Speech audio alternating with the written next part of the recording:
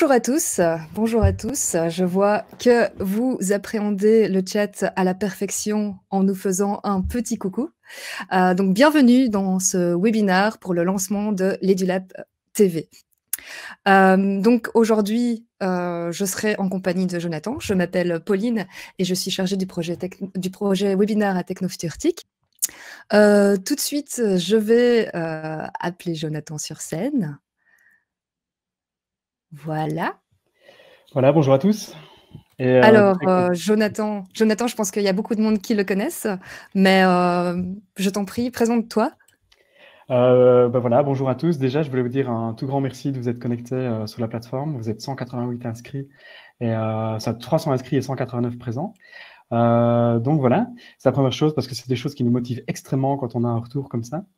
Donc moi, je m'appelle Jonathan Ponsard. J'ai vu dans les inscriptions qu'il y avait quand même pas mal de gens que je connaissais et ça fait super plaisir aussi. Alors, j'ai deux jobs principaux dans la vie, même si je fais encore beaucoup d'autres choses à côté. Je suis technopédagogue et responsable de l'EduLab à Technofuturtique, et c'est ce que nous allons vous présenter aujourd'hui. Et je suis aussi instituteur et responsable d'un projet de transformation pédagogique à la petite école de Borlon, près de Durbuy.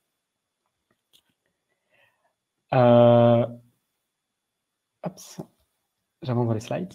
Alors, Technofuturtique, c'est un centre de compétences basé à Gosselies. Nous formons les demandeurs d'emploi, les travailleurs, les entreprises. Nous nous occupons de l'inclusion numérique pour accompagner le citoyen à réduire la fracture numérique. Et nous, aujourd'hui, ce qui nous intéresse, c'est vraiment le public enseignant. Même si on a ouvert le webinaire à tout public, nous sommes ici pour les enseignants, pour vous former et vous accompagner. Alors avant de démarrer, comme il y en a beaucoup qui connaissent déjà un peu l'EduLab, j'avais envie de vous demander en quelques mots dans le chat, pour vous, qu'est-ce que l'EduLab, qu'est-ce que ça représente, que représente l'EduLab? Et pour ceux qui ne connaissent pas, essayez de vous inspirer un peu des réponses des autres. Alors, on attend du coup vos réponses dans le chat. Dites-nous en un mot, c'est quoi l'EduLab? Alors, Hélène n'en a aucune idée. Aucune idée. Martine dit partage de connaissances. Sophie nous dit un cours à distance. Yves nous parle d'utilisation des différents TIS. Sandrine nous parle d'un endroit magique. Ah, ça c'est joli. Avec plein de matériel et d'idées. Isabelle, centre de formation numérique. Julie, un laboratoire de nouvelles technologies. Stéphanie, elle découvre. Formation. Céline nous dit l'EduLab, c'est Jonathan. Voilà. Ouais, non, pas uniquement, vous allez voir. Des cours en ligne. Christelle nous parle d'un moyen efficace de se former au TIC. Enseignement à distance revient assez souvent. Découverte, motiver, un moyen de motiver nos élèves. C'est Christine qui nous dit ça. Alors, on parle de TBI, de formation numérique revient quand même pas mal. Donc voilà, vous êtes nombreux à nous partager ce pourquoi, qu'est-ce que c'est l'EduLab pour vous. Et donc pour toi, Jonathan, si tu devais résumer un petit peu qu'est-ce qu'est l'EduLab? Alors l'EduLab, il faut savoir qu'il devait avoir un an, enfin il aura un an la semaine prochaine, on devait fêter son anniversaire, malheureusement avec la situation actuelle, on ne sait pas le fêter comme on le voudrait. L'EduLab, j'ai retenu 3 choses principales vraiment parce que ça représente quand même beaucoup de choses. L'EduLab, c'est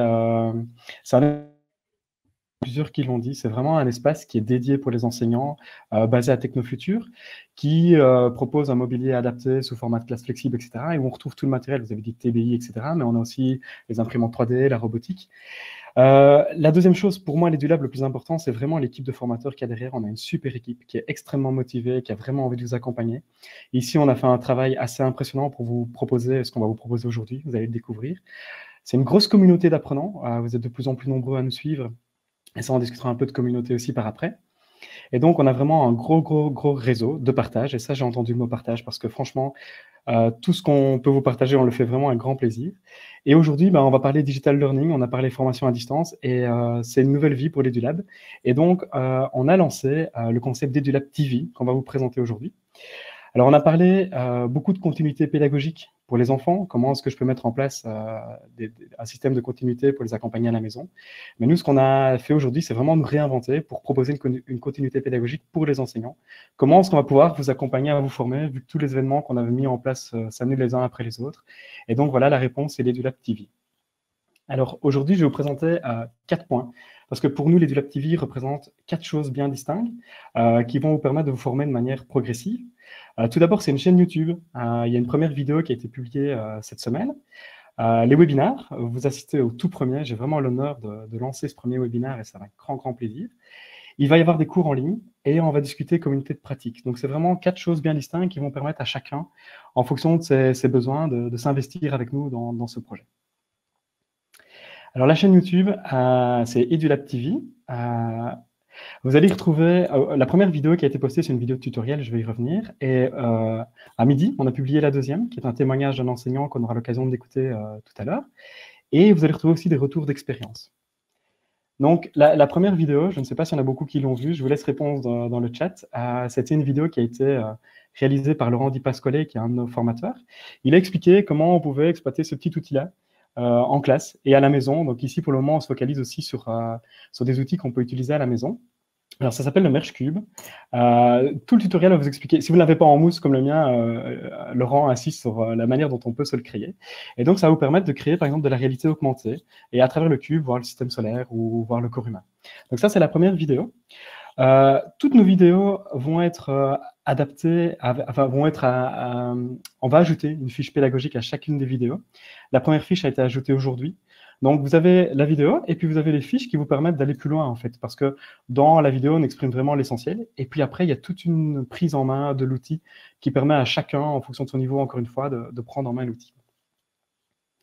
Alors, la deuxième vidéo qu'on a eu l'occasion de poster aujourd'hui, c'est un témoignage d'un enseignant, Antoine Delis, et il a réalisé une super vidéo expliquant comment exploiter le fond vert et réaliser des capsules avec ses élèves. Alors, Antoine Delis, il est instituteur primaire, et ce qui est chouette, c'est un local par rapport à Techno, même si moi, je suis un peu moins local. Il vient de Charleroi, de l'école Roger de 16, et on voulait lui proposer de témoigner et d'expliquer un peu son projet. Alors du coup, je vais inviter Antoine sur scène. En attendant, n'hésitez pas, si vous avez des questions au fur et à mesure, à le mettre dans l'onglet questions. On est quand même déjà plus de 200. C'est notre premier témoignage, mais n'hésitez pas, si vous avez aussi des idées de témoignages à réaliser. Vous êtes nombreux à faire de super projets innovants en classe. Parfois, on a un peu des appréhensions, on doute un peu de soi au niveau de ces projets, mais n'hésitez pas parce que nous, on se rend compte qu'il y a énormément d'enseignants qui font des choses vraiment remarquables en classe. Donc voilà, Antoine, je te laisse la parole. Bonjour Antoine, à ton Bonjour tour. à tous. Bonjour à tous. Un grand merci pour cette belle introduction. Alors, je vais brièvement parler de mon projet. La vidéo est en ligne. C'est un projet qui s'est fait étape par étape. L'idée de départ était d'apporter une plus-value aux synthèses des élèves. J'ai cherché des vidéos explicatives sur Internet, mais très vite, je me suis rendu compte qu'elles étaient longues et bien souvent hors sujet. De ce fait, j'ai réalisé moi-même mes propres capsules vidéo. Pour la première, j'ai utilisé une voix off, c'est-à-dire une voix de synthèse. Ensuite, j'ai remplacé la voix de synthèse par la voix des enfants, en utilisant Audacity, qui, entre parenthèses, est un logiciel gratuit et qui vaut vraiment la peine. Enfin, allez voir. Dans ce cas-ci, les enfants devaient lire un texte. Petit à petit, j'ai responsabilisé les élèves à l'utilisation du matériel numérique. J'ai montré comment installer le matériel, filmer et enregistrer le son. Le résultat final était qu'après 2 mois, les enfants étaient capables de produire une capsule vidéo de A à Z. J'intervenais évidemment quand ils étaient bloqués. C'est ainsi que j'ai pu développer des compétences numériques chez les élèves et aussi j'ai pu dynamiser les apprentissages en classe. Voilà, j'espère que j'ai un peu résumé mon projet. Voilà, il y a une vidéo qui est en ligne et vous aurez plus d'informations et voilà. Voilà, merci beaucoup Antoine, c'était génial. Un super projet. Et ce qui était vraiment chouette, c'est vraiment la progression de son projet. Il a commencé seul pour prendre le projet en main et puis petit à petit, il a intégré les enfants pour qu'ils deviennent autonomes. C'était vraiment ça qui nous a plu dans son projet, quoi. Antoine, il y a une question de Julie qui demande quel âge avaient tes élèves? Quel âge ont tes élèves? Alors, j'étais en 6e année primaire, donc ils ont en moyenne 10 ans. Et sachant que j'ai fait aussi des capsules vidéo avec les tout petits, donc en première et en 2e année. C'était une chouette expérience, sauf que oui, il faut une autre approche, il faut avoir une autre approche, mais c'est faisable. Et alors, une question de Christine, combien de temps par semaine tu as travaillé avec tes élèves? Ça dépend. C'est-à-dire que j'avais un projet, donc là c'était en moyenne 4 heures par semaine, et donc le projet prenait beaucoup de temps, mais entre-temps je faisais d'autres vidéos, d'autres capsules vidéo, et ça prenait en moyenne allez, 1 heure par jour, quoi, parce que les enfants sont drillés à la fin, ils savent comment ça fonctionne, ils savent comment installer le matériel, et ça va très vite, ils sont vraiment drillés. Alors, il y a une question de Dominique qui demandait par rapport au droit à l'image de tes vidéos. Tu ne filmes pas tes élèves, je pense. Voilà, donc tout d'abord, il faut l'autorisation des parents pour le droit à l'image. Et aussi, c'est très important, les vidéos que je fais avec les élèves, ce sont des vidéos qui sont sur YouTube, mais qui sont non répertoriées. Ça veut dire qu'il faut avoir le lien pour pouvoir accéder à la vidéo. Le droit à l'image, c'est quelque chose que j'enseigne aussi aux élèves. Et dans la part Google, il y a la possibilité de prendre des images qui sont libres d'accès à tout le monde. Voilà. Ok. En tout cas, pour rappel, ta vidéo est sur la chaîne YouTube de l'EduLab TV. Et là, elle est donc accessible sans... Enfin, avec ou sans lien. Donc, vous pouvez la retrouver sur YouTube assez facilement. Et là, évidemment, on ne voit pas, il me semble, tes élèves dans cette vidéo. Donc, on a rajouté des, oui, rajouté des petits smileys sur la tête, voilà, pour justement... Exact. Alors, Antoine, merci pour ce témoignage. Et à bientôt, j'espère. Merci, Antoine.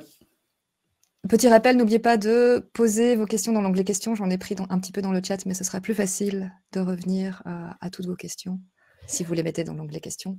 Je rappelle, on est quand même plus de 200. Jonathan, je te laisse Alors, la parole. C'était donc le premier niveau qu'on vous offrait en termes de formation. Donc, c'est aller voir les vidéos, voir les tutos, apprendre de soi-même et vous inspirer surtout de ce que les enseignants font. La deuxième action, ce sont nos webinaires Edu. C'est le premier, vous y assistez aujourd'hui. Et on a planifié toute une petite série de webinaires et je voulais vous les présenter et vous expliquer un peu comment ça va fonctionner, même si vous le voyez déjà maintenant. Alors, nos webinaires, les webinaires, c'est la contraction du mot web et séminaire, même si on utilise ici la terminaison anglaise webinaire. Donc, c'est un séminaire en ligne, donc vous avez l'occasion de nous écouter, mais l'occasion d'interagir aussi. On a envie de les rendre le plus interactifs et le plus ludique possible pour que vous passiez un bon moment avec nous. Donc, vous avez vu, appel à témoins, ce genre de choses. Ils seront de courte durée, on ne dépassera pas les 2 heures, ce sera entre 1 et 2 heures pour vraiment aller à l'essentiel, pour vous permettre d'avoir vraiment un outil en main que vous allez pouvoir exploiter par après. Quand on pourra se réunir à nouveau dans des locaux tous ensemble, ce que je me réjouis, on pourra lier nos formations présentielles à ces webinaires. Donc, on pourra avoir un petit webinaire qui vous explique certaines choses, et puis on pourra se voir à l'EduLab pour retravailler et continuer à vous aider. Certains webinaires proposeront aussi des coachings et des feedbacks de formateurs. On vous demandera parfois une petite réalisation et on l'évaluera.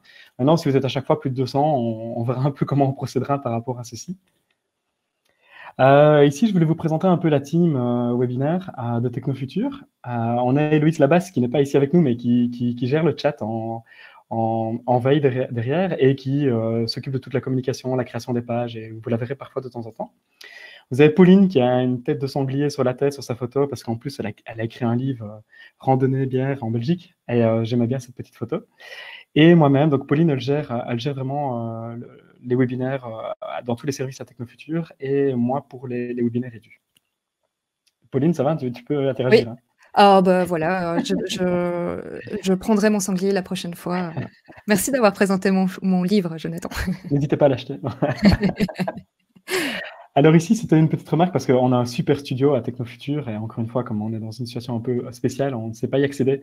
Donc ce que je voulais vous montrer, c'est essayer parfois d'être un peu bienveillant. Je ne sais pas si vous vous rappelez de ce monsieur qui présentait sur la BBC et qui a été harcelé par ses enfants pendant un live. On est en live, il se pourrait qu'il arrive des petites choses techniques qu'on ne gère pas.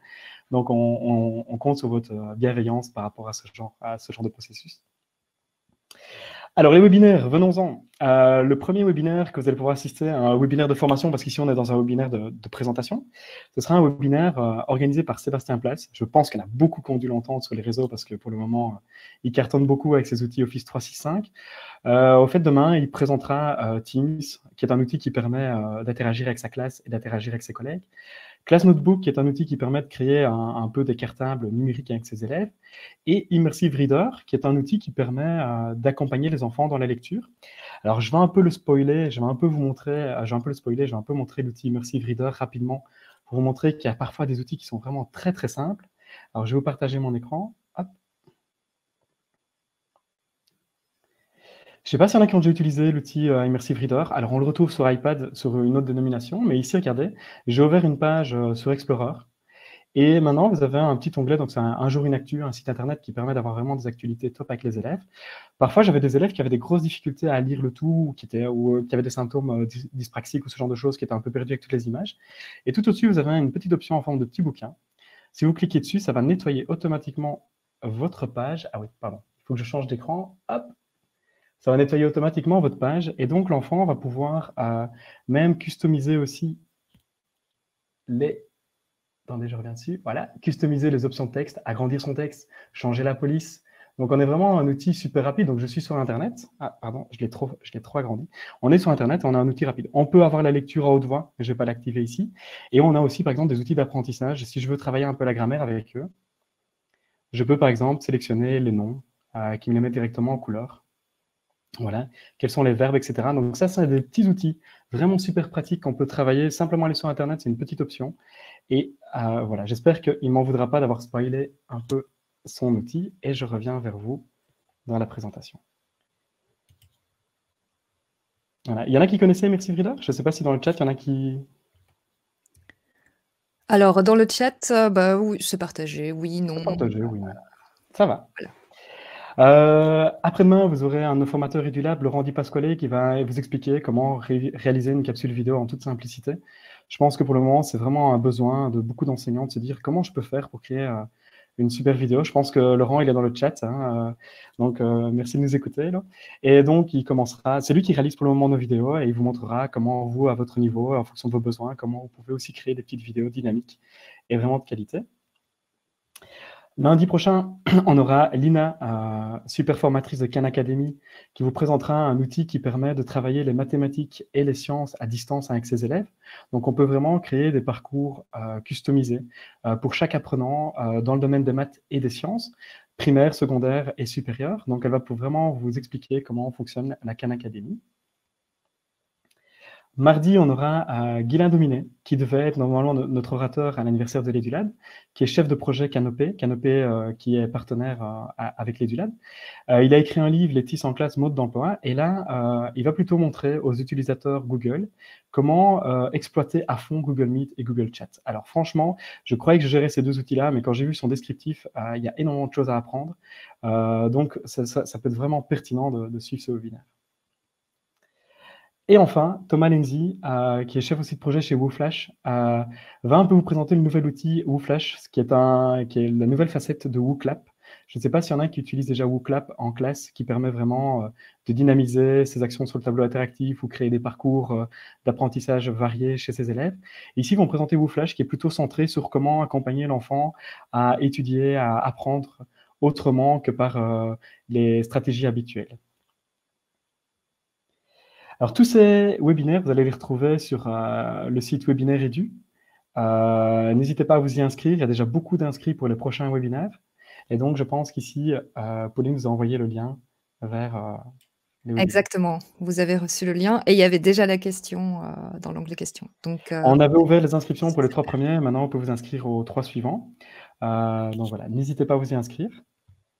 Alors, j'avais un petit conseil à vous donner aussi, parce que pour le moment, il y a énormément d'outils qui sont diffusés sur le web. On ne sait plus faire le tri, hein. Il y a trop d'outils, trop d'informations. Ici, on vous propose aussi 5-6 outils différents. Moi, je vous encourage à en suivre un maximum, bien sûr, pour vous former, etc. Mais après, sélectionnez bien ce que vous voulez mettre en place. Choisissez l'outil qui sera vraiment le plus utile, qui sera le plus adapté à votre pratique et avec lequel vous avez le plus d'affinité aussi. Ça ne sert à rien de tout mettre en place maintenant parce qu'il y a un rush sur l'utilisation du numérique. Donc, vraiment, prenez vraiment le temps de bien sélectionner les outils que vous allez intégrer. Voilà, on a une petite question à vous poser aussi. Donc, je vous ai présenté les 5... je te laisse faire, Céline Pauline, pardon.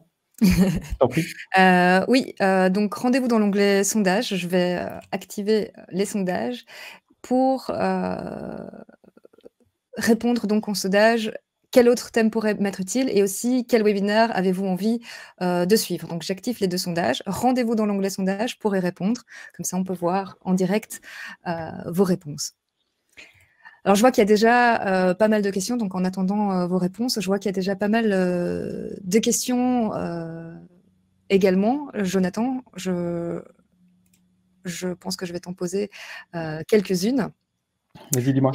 Notamment, je pense que pour tout ce qui est capsule vidéo, là, on vous renvoie sur le webinaire correspondant, donc le webinaire De Laurent, ouais. de Laurent. Vendredi. Ouais, ça se passera vendredi. Je vous ai déjà envoyé le lien pour vous inscrire. Il y aura tous les webinaires. Il y a des questions par rapport est-ce qu'il y aura des webinaires à Pâques? Valérie nous pose ça, enfin, des webinaires ou des activités. Quand les inscriptions pour les vacances de Pâques se font-elles? Alors, on s'est lancé déjà dans la programmation de 5 ou 6 webinaires. On réfléchit pour les vacances, mais n'allez pas trop vite. Je vais encore vous expliquer certaines choses par après, mais bien sûr qu'il y aura des webinaires aussi pendant les vacances. Alors, est-ce qu'il faut s'inscrire pour chaque séance? Oui, idéalement, il faut s'inscrire pour chaque séance. Ce sont des formations différentes. Ici, on a vraiment dû s'adapter de passer du présentiel à distance. Donc, pour le moment, il faut s'inscrire à chaque séance. Oui, oui, et n'oubliez pas aussi de compléter la fiche FSE qui vous sera envoyée également. Je vois qu'il y a aussi pas mal de demandes par rapport au lien vers le site. Ça, je vous l'ai envoyé plusieurs fois. Je le referai et je répondrai. Est-ce qu'il y aura des attestations de suivi? C'est possible, ça. On ne va pas le faire pour chacun d'entre vous, mais si jamais vous avez besoin d'une attestation, vous nous envoyez un petit mail et on vous fera l'attestation de suivi de formation, oui, bien sûr. Ok, donc voilà, vous vous envoyez un email à quelle adresse? La mienne. Je la passerai après si jamais tu peux la passer dans le chat. Enfin, peut-être pas. Ah, oui, c'est vrai, 200 personnes qui vont t'envoyer un petit message. Donc voilà, bon, tout ce qui concerne le montage vidéo, je ne prends pas les questions pour laisser la place à Laurent lors du webinaire de vendredi. Bien sûr, oui, tout à fait. Alors, retournons sur l'onglet sondage. Donc, pour l'instant, au niveau des webinaires qu'ils ont envie de suivre, ce sera à propos des capsules vidéo pédagogiques. Ouais. Donc là, 73% des personnes ont répondu, ont cliqué sur ce webinaire. Et Laurent doit être content, il est dans le chat. Hein. Il remporte un grand succès, Laurent. Ouais. Après, il y a Office 365, donc Microsoft Teams, etc. Ouais. etc. Et voilà, c'est les deux premiers dans la liste. Et ensuite, c'est partagé quand même entre Khan Academy, Google Meet et Flash. Il faut savoir ici qu'on a essayé de varier un maximum les 5 prochains webinaires, mais il y aura une continuité entre certains webinaires. Donc, par exemple, pour la suite Office, il y en aura 3. Pour la suite Google, il y en aura 3 aussi. Et ici, par rapport à Laurent, il y a des demandes encore plus poussées par rapport aux vidéos. On fera des parcours de webinaires pour y aller progressivement, avec la possibilité de créer des choses à la maison et de tester et d'expérimenter entre plusieurs webinaires. Donc, on pourra imaginer un premier webinaire très théorique avec un exercice à réaliser chez soi. Par exemple, ouais. Dans un second webinaire où on corrige l'exercice, où on regarde un peu vos réalisations. Donc ça, ce sera très possible prochainement avec Laurent, s'il le souhaite. Dans les thèmes qui pourraient vous être utiles, vous avez beaucoup sélectionné la tablette. Oui. Et ensuite, tous les outils TIS plutôt pour débutants. L'escape game en 3e position à égalité avec les TBI. Les TBI, oui. Donc voilà. Comme ça, Jonathan, tu as une idée de tout le Minecraft. Il n'y a personne qui veut. Ah si, quand même. Il y a même 32 personnes qui ont répondu Minecraft, 25%. Ah, ça va quand même. En tout cas, merci. Je vois que vous êtes très responsif, vous répondez pas mal au sondage et êtes très actif dans le chat et les questions. Donc, on va continuer et on reprendra les questions aussi à la fin du webinaire. À la fin du webinaire, oui. Alors ici, je vais répondre à la question de ce qui va se passer à Pâques, etc. Donc, je vous ai présenté les 2 premiers outils, donc la chaîne YouTube et les webinaires, qui vont vraiment, vous le voyez, vraiment interactifs. On essaye de vous proposer vraiment le plus d'interaction possible. Mais il va y avoir aussi des modules de formation à distance et on va lancer le premier module à Pâques. Ici, il s'adresse plus justement à des enseignants débutants qui souhaiteraient intégrer les TIS. Donc, il devrait démarrer le 6 avril. Et il y aurait une vingtaine d'inscrits pour commencer, mais on essaie vraiment de digitaliser tous nos cours, donc ce serait le premier. Il correspondrait à une première journée d'intégrer les TIS, initiation et découverte, donc en présentiel, on va découper une journée pour que vous puissiez la suivre comme ça à distance, en vous présentant un outil par jour. Alors, quand j'ai marqué 5 fois 2 heures par jour maximum, ce n'est pas 10 heures de travail par jour, hein.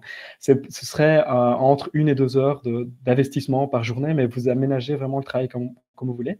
Il y aura une plateforme sur laquelle on s'inscrit, dans laquelle vous allez retrouver des quiz, du son, des tutoriels, des descriptions, et vous allez pouvoir apprendre de vous-même. Alors, une de nos volontés aussi, c'est de ne pas vous laisser seul face à un ordinateur et tout découvrir comme ça, parce que ce n'est pas toujours facile et ce n'est pas donné à tout le monde d'arriver à suivre comme ça un cours entièrement numérisé. Et il y aura une ou deux visioconférences qui vous permettra d'échanger avec le formateur. Donc le formateur sera disponible une ou deux fois en fonction de la durée du cours pour répondre à vos questions, pour commenter vos travaux. Et il assurera aussi un coaching, un suivi des travaux que vous allez réaliser. Donc ça, c'est la troisième approche. Ce seront vraiment des cours en ligne. On va commencer par le cours TIS, et puis petit à petit, on va digitaliser la plupart de nos cours et nos formations. Enfin, je vais terminer par le quatrième point. Il y a une grosse communauté de pratique qui est derrière nous. On est fort suivi sur les réseaux et fort suivi dans nos formations, et ça fait super plaisir. Et on a envie un peu de formaliser un peu cette communauté de pratique. Alors, tout a commencé avec une conférence qu'on a suivie de François Tadei, qui présentait le concept de planète apprenante. Je ne sais pas s'il y en a qui connaissent, etc. Moi, c'est un concept qui m'interpelle énormément, que ce soit ici dans mon travail à Technofutur ou dans mon travail en école. L'objectif, c'est vraiment de transformer notre planète en une société apprenante, donc une société où tout le monde va pouvoir apprendre des choses de tout le monde et où tout le monde va pouvoir apprendre des choses à tout le monde, quoi. Et donc, c'est ce qui se passe déjà à Technofutur avec, à l'EduLab, avec nos formations, nos mercredis apprenants. Mais on a envie de passer un step et de mettre en place une communauté, un forum en ligne où chacun va pouvoir apprendre des choses aux autres. Donc vraiment solliciter l'intelligence collective. Vous voyez quelques mots-clés ici sur le slide. Donc l'intelligence collective, la coopération, plus que la compétition, l'apprentissage mutuel, les compétences du XXIe siècle. Donc ça, c'est les mots-clés de comment construire une planète apprenante. Je ne vais pas m'étendre là-dessus, mais si vous voulez en savoir davantage, il y a un super site internet. Au départ, c'est un MOOC que vous pouvez retrouver sur la plateforme Fun, mais il n'est pas dispo pour le moment. Il y a un site internet du CRI de Paris qui présente 4 capsules vidéo qui sont vraiment géniales et qui va pouvoir un peu vous expliquer ce concept. Donc, comment est-ce que je peux enseigner différemment? Comment est-ce que je dois déconstruire ma façon d'apprendre? Ce sont toutes des steps par lesquels on doit passer pour transformer sa pédagogie et passer d'un système plus traditionnel à un système vraiment coopératif. Donc voilà, ici, lors de ce webinaire, je vous ai présenté un peu les 4 facettes de l'EduLab TV. Les objectifs clés étaient vraiment vous montrer qu'on est là pour vous partager un maximum de choses, vous accompagner dans le développement du plaisir d'apprendre, apprendre autrement. Et surtout, ça c'est vraiment l'objectif clé de l'EduLab, c'est comment vous aider à vous transformer pédagogiquement et répondre aux besoins actuels aujourd'hui qui est comment je fais avec mes élèves pour les accompagner dans la situation actuelle, mais aussi dans la situation de tous les jours en classe. Dernière chose, je ne sais pas si vous avez vu paraître l'info, on vous partage un répertoire ici, un répertoire TIS qui reprend plus ou moins, au départ il y avait 200 ressources, il y en a 230, on devrait plus ou moins être à 300 d'ici une semaine ou deux. Ces 300 ressources qui sont documentées, qui sont triées, qui sont organisées pour vous. Alors c'est un travail qu'on a réalisé avec Laurence Bourguignon de Forsud, Anthony Jacques de Technobel, Maxime Duquesnoy d'Atelier Edu et Tisha Broll de l'école de Borlon, et on s'est beaucoup inspiré d'un travail de Christophe Laduron, chercheur à l'ULG dans le domaine des technologies et technopédagogiques. Donc ici, je voulais simplement vous le montrer. Je vais vous partager mon écran. Voilà. Hop. Donc ici, c'est ce que je vous ai montré tout à l'heure. Mais si vous allez sur le site internet apprenons.glideapp.io, qu'on va vous repartager dans le chat si ce n'est pas déjà fait, vous avez une série de 200 ressources qui ont été documentées, triées, et répertorié pour vous. Vous pouvez soit cliquer sur la ressource et ça vous y emmène directement, ou alors vous pouvez effectuer un tri ici avec le filtre. Et par exemple, si vous souhaitez avoir des activités en géographie, vous cliquez sur géographie et vous devez remonter, mais il y a un petit bug d'affichage ici. Normalement, la petite flèche là, c'est pas affiché. Je dois réactualiser, pardon. Je vais recommencer. Je vais actualiser la page. Voilà. Donc on peut rechercher, hop, et puis on va dans le filtre. Voilà, ce sera beaucoup plus facile comme ça. Donc je retourne par exemple en géographie, hop, et je fais terminer. Et vous allez avoir toutes les activités ou les liens qui vont permettre de travailler la géographie. Ce répertoire va évoluer, hein, L'objectif, c'est que ce soit vraiment un répertoire pour toutes nos ressources. Et donc, à chaque fois, vous pouvez cliquer, vous avez une description, vous avez le prix du moment. J'ai mis prix du moment parce que pour le moment, il y a beaucoup de choses qui sont gratuites. Il faudra qu'on réactualise après, si c'est un type web ou si c'est une application, et le niveau primaire et secondaire. Donc, n'hésitez pas vraiment à aller découvrir cet outil. Alors, vous pouvez aussi l'installer comme application, hein. Donc, si vous scannez le QR code avec votre téléphone, ça va automatiquement vous proposer de l'installer comme application sur votre smartphone. Donc, c'était ça l'intérêt vraiment de cet outil. Et on remercie encore Christophe Laduron pour nous l'avoir proposé.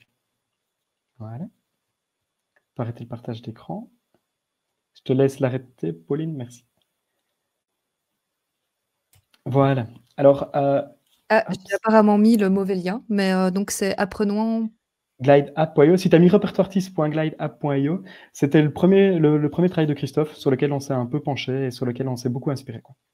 Ok, donc vous avez les liens qui apparaissent. Il y en a deux, en fait. Vous avez deux répertoires, en fait. Ce qui serait chouette, c'est qu'un jour, on arrive à mixer les deux, mais voilà. Voilà, je suis super ravi de vous avoir présenté. Ce webinaire devait durer entre une demi-heure et 45 minutes. J'étais un peu plus court que prévu. Dis-moi. Il y a plein de questions. Il y a plein de questions. Ici, je vous rappelle le programme pour vous inscrire. Et je vous remercie vraiment parce que vraiment, pour nous, c'était un travail de fou d'arriver à digitaliser tous ces concepts et pouvoir vous donner un service comme celui-ci. Et je remercie vraiment tous les collègues qui nous ont aidés. Alors, je vous souhaite une bonne fin de journée à tous et à également. toutes. Et ouais, vas-y, excuse-moi. Vas-y. Et portez-vous bien dans cette situation un peu délicate. On pense fort à vous. Ici, j'ai vu plein de gens que je connaissais. Ça m'a fait super plaisir, quoi. Donc, prenez soin de vous et on se revoit bientôt, j'espère. Voilà. Restez à la maison, prenez soin de vous. Ce sera le mot de la fin. Et encore merci à tous pour toute votre interaction et votre bienveillance. Au revoir. Au revoir et merci. À bientôt.